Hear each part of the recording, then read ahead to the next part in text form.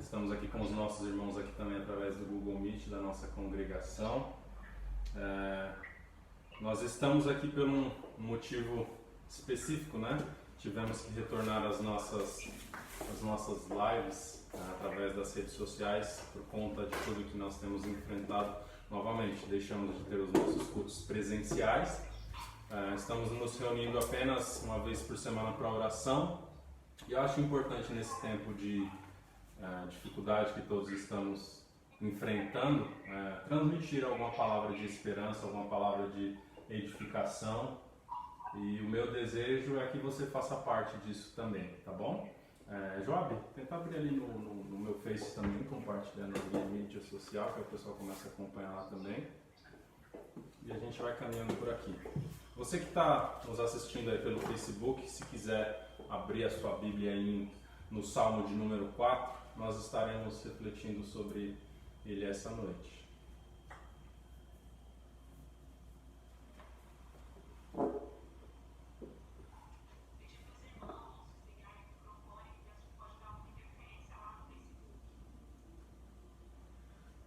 Vamos lá, Salmo de número 4.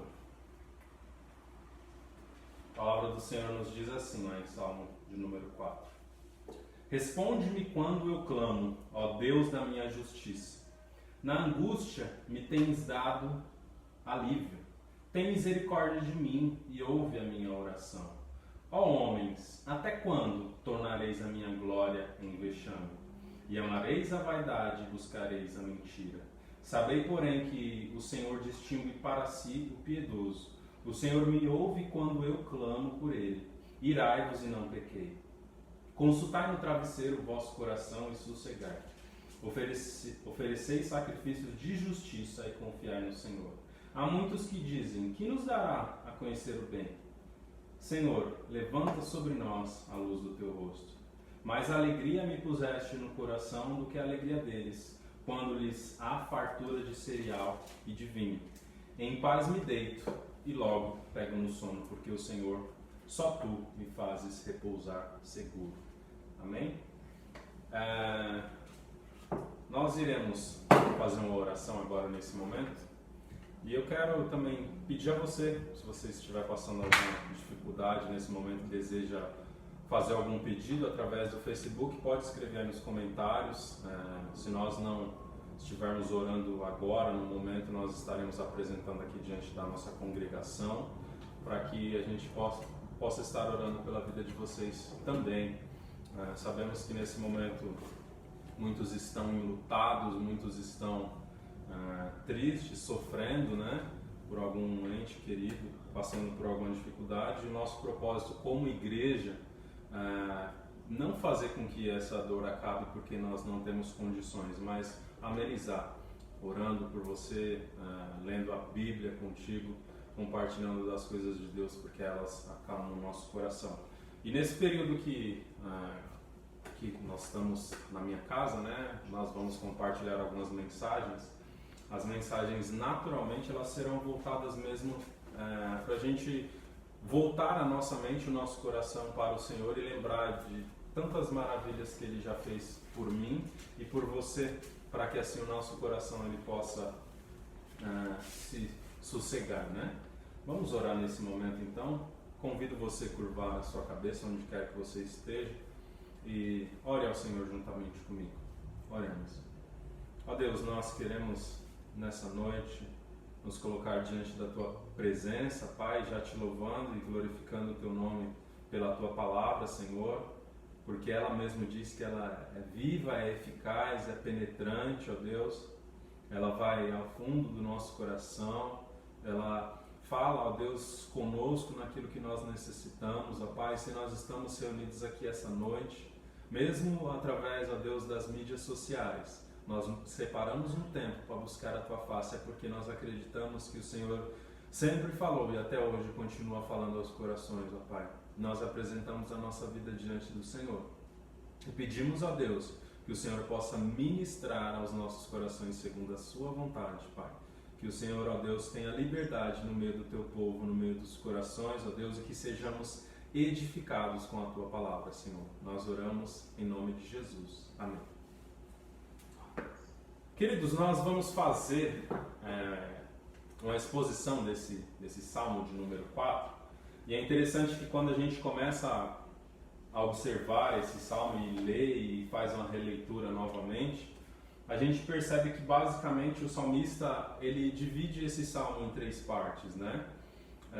Ele fala sobre ele ali no início, depois ele meio que fala das outras pessoas e como que se o próprio Deus estivesse falando através dos escritos de Davi, ele fala às outras pessoas, e depois novamente Davi ele meio que se manifesta, só que essa manifestação é ao contrário do início.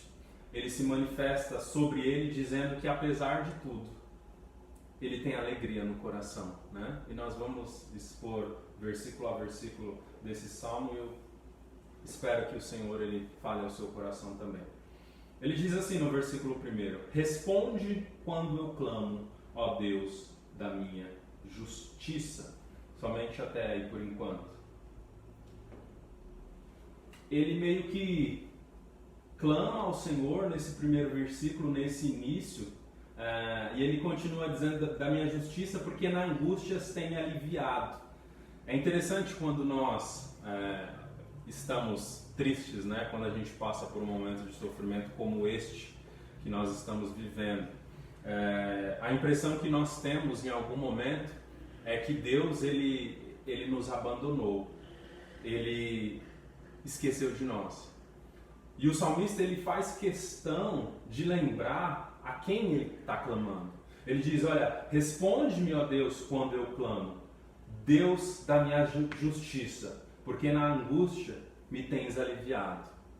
É importante, em momentos de busca pelo Senhor e entendimento sobre algumas questões, é importante a gente compreender sobre as respostas que Deus ele já deu para mim e para você. É importante a gente trazer em nosso coração e lembrar de tantos alívios que o Senhor já trouxe no nosso coração. O salmista ele nos transmite a ideia de que ele estava vivendo um período de sofrimento. Ele transmite a ideia que ele estava sofrendo sim um momento de angústia, e ele vai clamar ao Senhor, dizendo: Senhor, responde-me, ou seja, não havia resposta. Ele clamava, só que ainda não havia resposta. Ele decide escrever esse salmo clamando de novo: Senhor, responde-me quando eu clamo, ó Deus da minha justiça, porque na angústia me tens aliviado. Ou seja, ele reconhece que ainda não há resposta, mas ele também reconhece que em determinados momentos de sua vida houve esse clamor, houve essa busca, e o próprio Deus o trouxe alívio. E ele continua dizendo: tem misericórdia de mim e ouve a minha oração.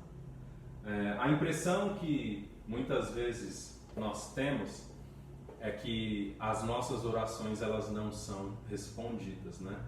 E primeiro que nós precisamos entender é que há alguns critérios dentro do que a Bíblia nos ensina sobre no que diz respeito à oração. A primeira coisa que a gente precisa compreender é a questão da soberania de Deus. Ou seja, a própria Bíblia diz que os planos de Deus eles não podem ser frustrados. Uma vez que esses planos não podem ser frustrados, é fato que se eu estiver passando por determinada situação, infelizmente, o meu clamor, não que ele não vai ser ouvido, mas é porque a minha vontade, ela não é superior à vontade do Senhor.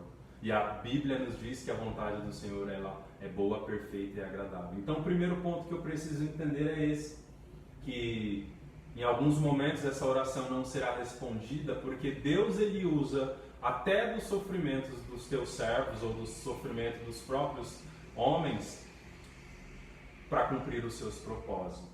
Nós vemos isso também na vida do próprio José. Então, o primeiro ponto que nós precisamos entender: se não há resposta sobre o nosso clamor e o nosso sofrimento, é porque Deus ele tem os seus propósitos. E outro critério também que nós enxergamos, que em alguns momentos as nossas orações não são ouvidas, é porque são orações egoístas. E aí Tiago vai dizer isso: olha, vocês pedem e não recebem, porque vocês pedem mal, para gastar nos seus próprios deleites. Então eu preciso começar a compreender se essa minha oração ela tem sido alvo de de um conjunto de pessoas ou do propósito do próprio Deus para que a vontade dele se cumpra, ou se tem sido uma oração egoísta, em busca dos próprios propósitos. Porque essa oração Deus também não ouve. Deus não ouve também um povo que busca o Senhor, mas procura viver uma vida segundo os seus próprios prazeres. Isaías, quando ele profetiza ao povo de Israel, no capítulo de número 58, o povo se questiona. O povo diz: Senhor, por que nós jejuamos, nós rasgamos as nossas vestes, nós buscamos a Tua presença, mas o Senhor não nos responde? E aí Deus vai dizer através de Isaías que Deus ele não estava preocupado com o sacrifício humano se eles não se compadecessem dos mais necessitados. E aí as nossas orações também não são ouvidas. Tem misericórdia de mim, ó Deus, e ouve a minha oração. Em alguns momentos, sim, as nossas orações serão ouvidas, mas talvez em outros não. E aí o salmista ele começa a nos chamar a atenção sobre pessoas que não têm a Cristo, né? Pessoas que não têm o Senhor em seus corações, visto que naquela época Cristo não tinha vindo. O povo de Israel, que era a criação de Deus, mas envergonhava o seu nome através da maneira que eles conduziam as suas vidas, muitas vezes adorando a ídolos feitos de madeira, de pedaço de pau, de cimento, de barro, mas não adorando o próprio Deus. E aí o salmista diz assim: homens, como se o próprio Deus estivesse levantando a sua voz, até quando tornareis a minha glória em vexame? E amareis a vaidade e buscareis a mentira. Então, como se o próprio Deus estivesse falando nesse momento do Salmo, ele diz assim: olha, homens, até quando vocês vão tornar a minha glória em vexame? E aí essa passagem ela nos remete a Gênesis, capítulo 1, quando Deus cria o homem, a sua imagem e semelhança, e ele diz: olha, vai, domine sobre os animais, sobre toda a terra, sobre as aves, sobre os peixes. Ou seja, nós fomos criados para ser a imagem de Deus, nós fomos criados para refletir a imagem do próprio Deus através de nós. E aí o salmista diz: homens, até quando vocês vão tornar a minha glória em vexame? Porque ao passo que o homem vai se distanciando de Deus no curso da história, ele vai deixando de agir segundo a sua vontade. E ele vai agindo segundo os desejos do seu próprio coração. E a palavra de Deus vai nos dizer que enganoso é o coração do homem. E ele vai se distanciando de Deus e vai se distanciando e começa a converter aquilo que era para ser refletido à imagem de Deus. Ou seja, nós fomos criados à imagem e semelhança do próprio Deus com o propósito de refletir a sua glória entre as pessoas, entre os homens. Mas essa imagem ela começa a ser distorcida a partir do pecado de Adão e nós começamos a envergonhar o nome de Deus, nós começamos a tornar da glória de Deus um vexame. E Jesus Cristo vem e Ele novamente faz com que esse relacionamento ele seja estabelecido.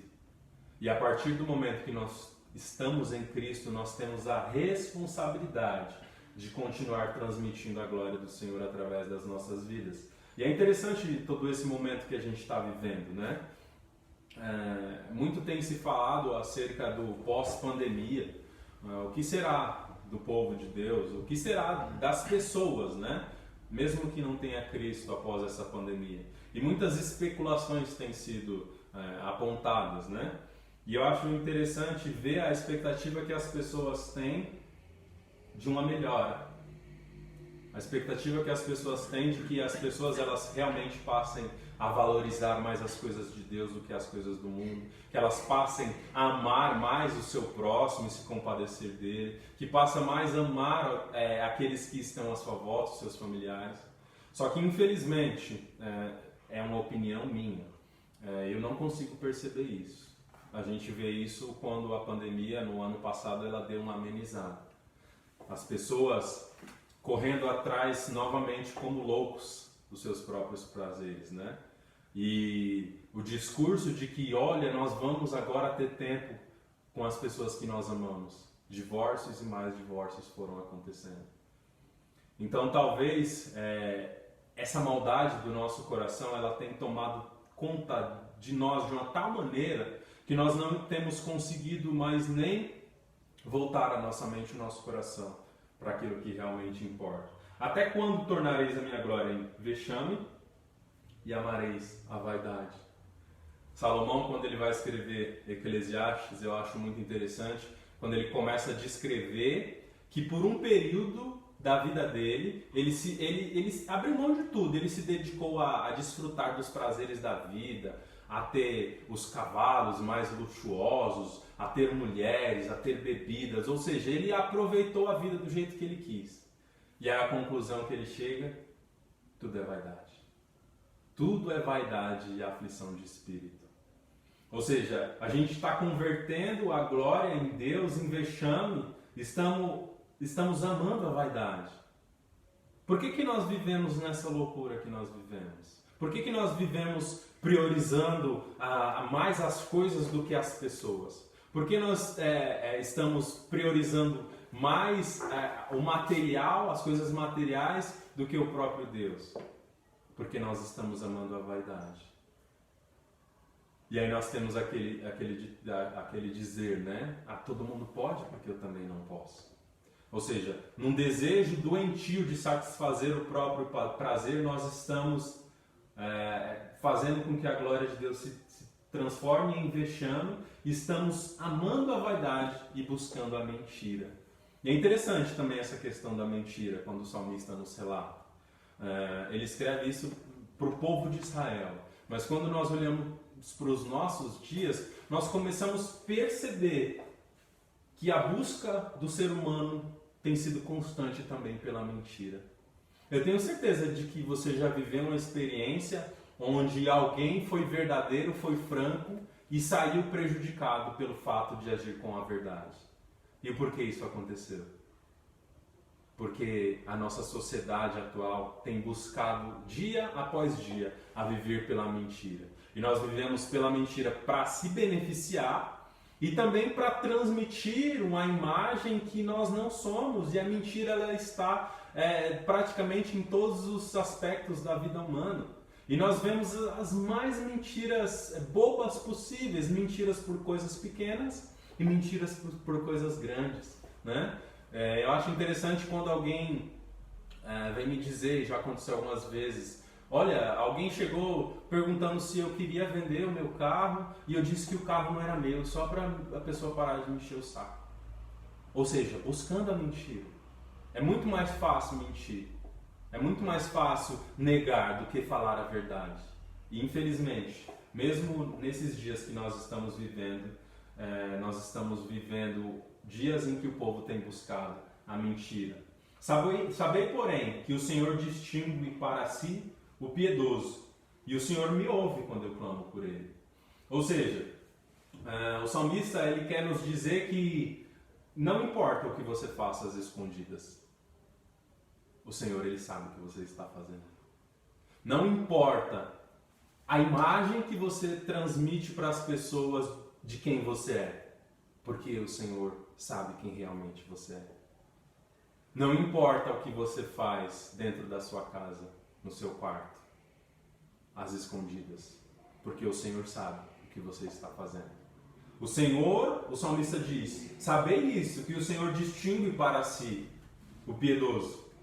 E aí o salmista, dentro desse versículo, ele se reconhece como alguém piedoso e alguém que ama a Deus. Ele diz assim, olha, o Senhor me ouve quando eu clamo por ele. E é interessante aqui já, né? Ele começa pedindo uma resposta do Senhor pelo clamor que ele estava fazendo. A impressão que nós temos nesse salmo é que essa resposta não havia sido obtida, mas ele começa a relatar algumas questões e ele começa a perceber que o Senhor ouve ele quando ele clama. E ele diz que ele ama o Senhor. E aí ele começa mais uma vez falando aqui sobre as outras pessoas, né? Irai-vos e não pequeis, consultai no travesseiro o coração e sossegai. Paulo vai dizer aos romanos, olha, não vingueis a vós mesmos, amados, mas dai lugar a ira, pois minha é a vingança e eu a retribuirei, diz o Senhor. E aí o salmista escreve dizendo, irai-vos e não pequeis. E o próprio Paulo vai dizer Aos Efésios, se eu não me engano, ele vai dizer assim, olha, irai-vos e não pequeis, não se ponha o sol sobre a vossa ira. E o que a gente consegue perceber é que nós, como seres humanos e falhos que somos, em alguns momentos das nossas vidas, nós vamos nos sentir irados, nós vamos perder a paciência. Só que há uma recomendação, não pequeis. E eu acho interessante quando o salmista ele diz, olha, consultai no travesseiro o coração e sossegai. Você já percebeu o tanto de besteira que a gente faz de cabeça quente? A gente fica irado, a gente fica nervoso e a gente peca. A recomendação que o salmista dá, olha, irai-vos, mas não pequeis. E ele diz, olha, consultai o vosso coração no vosso travesseiro. Ele nos chama a atenção nos dizendo algo mais ou menos assim, olha, reflita sobre essa questão. Reflita sobre se vale a pena ficar irado com isso. Reflita se vale a pena perder a sua paciência, perder talvez amigos por conta de uma situação. Reflita sobre isso. As nossas falhas e os nossos problemas, eles acontecem muitas das vezes porque nós iramos e nós não seguimos a recomendação do salmista, consultar o coração no travesseiro, porque não dá tempo. A gente já fica irado e a gente já explode, aquele ditado popular, né? Chuta o pau da barraca. Irai-vos e não pequeis, consultai o vosso coração no travesseiro. Reflita sobre isso, pense sobre isso. Crie a possibilidade de mudar de opinião e não guardar para si um sentimento faccioso que vai ser transformado em algo ainda pior. Consulte o coração em vosso travesseiro. E aí no versículo de número 6, há muitos que dizem, que nos dará o Senhor a conhecer o bem? Você já ouviu alguém dizer assim? Gente que gosta de fazer as coisas certas só se dá mal? Já ouviram, né? Gente que gosta de caminhar certo, gosta de fazer as coisas certas, só se dá mal. E o salmista ele fala sobre isso, que já naquele tempo havia muitos que diziam que nos dará a conhecer o bem. Ou seja, o que adianta fazer o bem? Parece que não há retribuição para aqueles que de fato se dedicam a viver uma vida correta e honesta diante de Deus e que buscam fazer o bem. E aí ele, na próxima linha do mesmo versículo, ele diz, ele meio que levanta um clamor sobre essas pessoas, ele diz, Senhor, levanta sobre nós a luz do teu rosto. E nós estamos aqui nessa noite, transmitindo essa mensagem para você, para dizer para você que ainda vale a pena fazer o bem. Ainda vale a pena amar a glória do Senhor e não converter essa glória em vexame, em mentira e em vaidade. Ainda vale a pena se esforçar para que mais pessoas também amem ao Senhor. O salmista, ele faz essa própria pergunta e ele mesmo responde, Senhor, levanta sobre nós o teu rosto. E a minha oração é para que o Senhor se revele a você também. E que você perceba que vale a pena sim fazer o bem. Vale a pena sim agir contrário aos padrões deste mundo. Nós percebemos o ciclo que as coisas elas tomam, né? Elas vão criando meio que um ciclo. E quando nós agimos mal para com alguém, quando nós temos alguém na nossa frente num trânsito para dar uma passagem, a pessoa pede a passagem, você nega a passagem, sai bravo, automaticamente você já gerou um sentimento negativo no coração daquela pessoa que ficou para trás. Só que se você tem uma atitude de bondade, se você percebe que fala, não, pode entrar, aquela pessoa ela não somente vai ser grata a você pela ação que você praticou, mas ela tomará isso para o seu coração e logo mais à frente ela vai praticar alguma ação que também vai beneficiar alguém.